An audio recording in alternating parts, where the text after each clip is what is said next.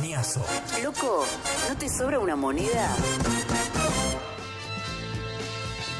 Bueno, pasaron las elecciones, durante toda la semana venimos sumando algunos testimonios, algunas voces para desmenuzar precisamente qué nos dejaron.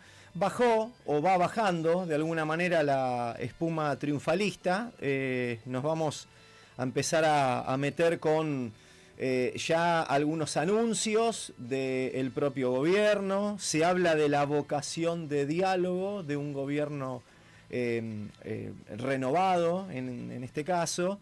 Se viene reunión con los gobernadores, se vienen cambios en los posicionamientos de las diferentes fuerzas también, que se van a traducir en el Congreso. Todavía queda un trecho hasta el próximo 10 de diciembre, por cierto, donde será el recambio efectivo.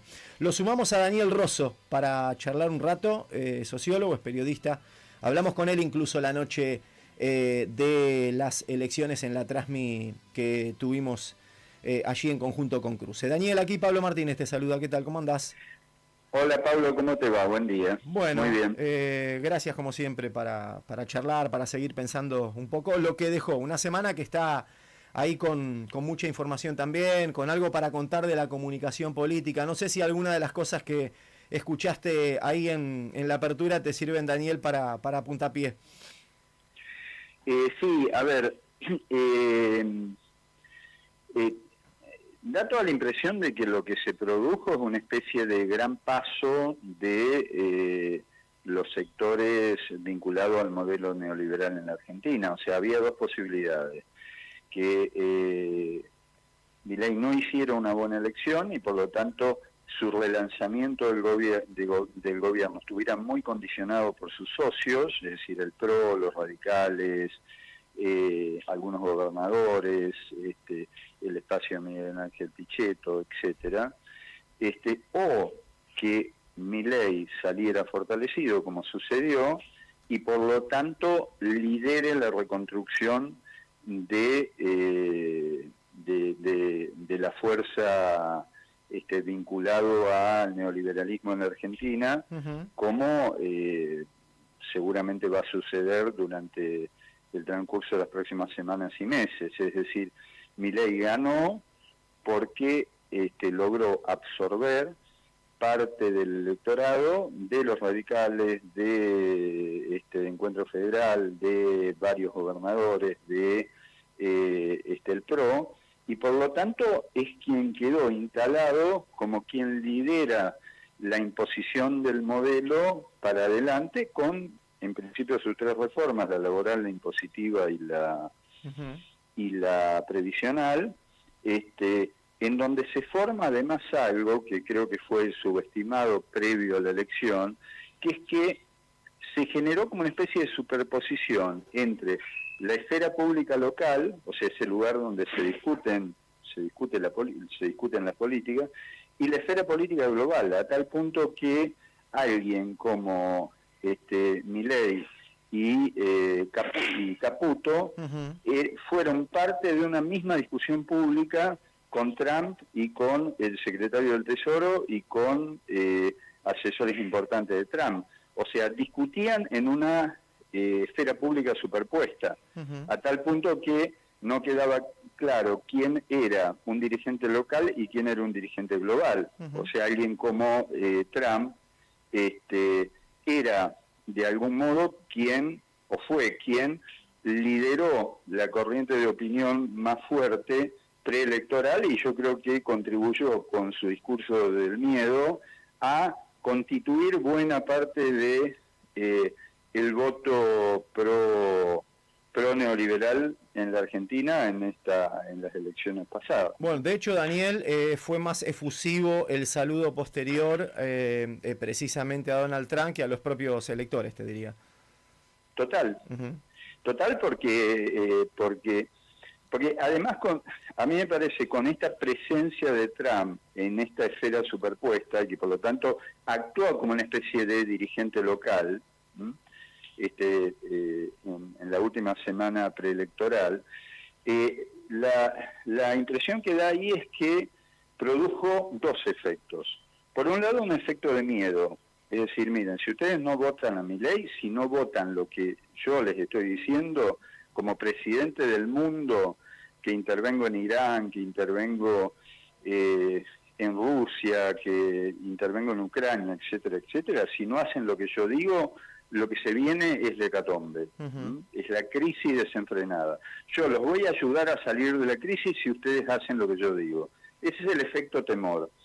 Y hubo en algunos otros sectores posiblemente un efecto esperanza, que fue, che, si este grandote que está en todos los lugares del mundo dice que nos va a ayudar, ¿no abrirá una perspectiva distinta para la Argentina? Bueno, eso fue el voto esperanza, así como existió el voto miedo a este fenómeno de dirigente global hecho local por 2 semanas, que es Donald Trump.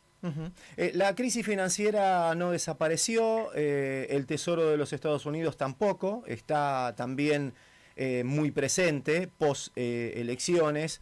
Algunos remarcan que incluso encuentran hasta cierto desparpajo local en el manejo de esa crisis, pero a pesar de eso te pregunto, Daniel, si crees que por ahora la Libertad Avanza sigue mostrando poca ruptura del poder económico, y ese poder económico tiene varias aristas también, puede ser local, puede ser también cierto poder financiero transnacional. ¿Encontrás pocas rupturas antes de llegar a las elecciones? A ver, como vos sabés, el poder económico tiene varias fracciones internas y no siempre están de acuerdo en algunos de los postulados generales.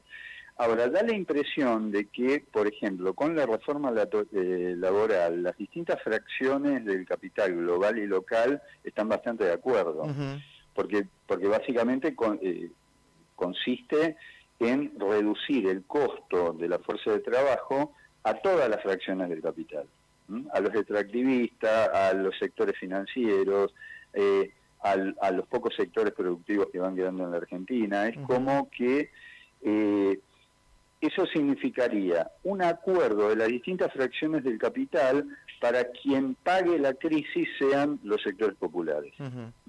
Lo que pasa es que eso tiene un límite, porque vos le podés extraer, le seguís pudiendo extraer beneficios y derechos a los sectores populares, pero eso tiene un límite. Y no le mejoras la vida. No le mejoras la vida. Sí, inclusive se la empeorás. Claro. Porque si, como todo parece indicar, uno de los objetivos de la reforma laboral es llevar la extensión de la jornada laboral a 12 horas, cuando en todos los países centrales se está discutiendo cómo reducir la jornada laboral. Claro. ¿Por qué? Básicamente porque la inteligencia artificial y todos los nuevos procesos tecnológicos suplantan trabajadores. Entonces, lo que se está planteando ahí es que esa crisis producto de la evolución tecnológica no lo paguen solo los trabajadores, sino que una parte de eso lo paguen los sectores del capital, reduciendo su rentabilidad. Bueno, acá da toda la impresión de que Milei expresa un acuerdo entre todos los sectores del capital para que la crisis la paguen integralmente los sectores populares. Claramente quedó reconfigurada la oposición también. ¿Qué venís observando al respecto? Si ves, por un lado, gobernadores que parecían, al menos que en un número importante, iban a hacer una propuesta para dentro de 2 años, y ahora ves gobernadores medios aislados y solos, o van a ser tratados de esa manera. Y también qué ves en los posicionamientos, porque, no sé, una de las primeras noticias es que Natalia de la Sota deja el bloque de Pichetto, pero también puedo llegar a interpretar que muchos de los legisladores, tanto diputados como senadores, pueden empezar a mirar para dentro de sus provincias, que más que para la conformación en lo inmediato de algún tipo de propuesta para las presidenciales. Sí, a ver, en principio va a haber realineamiento, me parece, en todas las direcciones, pero va a haber un factor central que yo te diría que es el siguiente, es ¿cuál es el costo político que la movilización popular le produzca a quienes se sumen al bloque de poder que expresa Milei? Si no hay una movilización popular importante, si las distintas CGT, CTA, los distintos partidos populares no producen un proceso de movilización masiva, es probable que muchos de estos actores sientan que no tiene costo acompañar al bloque de poder del presidente a cambio de algunos beneficios sectoriales pequeños. Se entiende. Si hay un proceso de movilización muy fuerte y sienten que tiene un costo, que después les cuesta caminar en la provincia, ir a tomarse un café al bar del pueblo, si no sienten que está esa presión, efectivamente el bloque de poder de Milei va a crecer. Si esa presión es muy fuerte, yo creo que va a haber una traba, un dique de contención a que ese proceso se haga general. El peronismo quedó caminando, en este caso, como básicamente primer espacio de oposición. Yo creo que sí, y habría que hacer un enorme esfuerzo en este contexto de avance de todas las fracciones del capital a través de una política común, que puede ser la reforma laboral y la reforma impositiva, para no perder energías en cuestionamientos personales, puntuales, ¿viste? Esto es si Axel tal cosa o si Máximo tal otra. Me parece que si la agenda interna del peronismo cesa, es porque todavía estamos en una fase de desagregación y de crisis del peronismo. Si el peronismo logra salir de esa agenda y se propone una agenda más general para enfrentar esta enorme avanzada, esta enorme legitimación de Milei y sus socios, bueno, diremos que estamos saliendo de la crisis. Yo cada vez que se cuestiona que por qué Cristina bailó en el balcón, por qué Axel desdobló, etc. Cada vez que aparece eso, lo que digo es, bueno, lamentablemente la crisis continúa. Daniel, te agradezco los minutos de charla como siempre y la seguimos, quedamos hablando en cualquier momento. Cuando quieras, un abrazo grande. Daniel Rosso, sociólogo, periodista, formó parte también el último domingo de la transmisión especial que tuvimos desde Cruce, también poniéndole algunos análisis a la transmisión que hicieron desde la radio de las Madres, desde la 530, y analizando un poquito lo que fue dejando también esta semana las elecciones del pasado domingo. Suscríbete al canal de YouTube de Radio Aijuna y activa la campanita para no perderte de nada.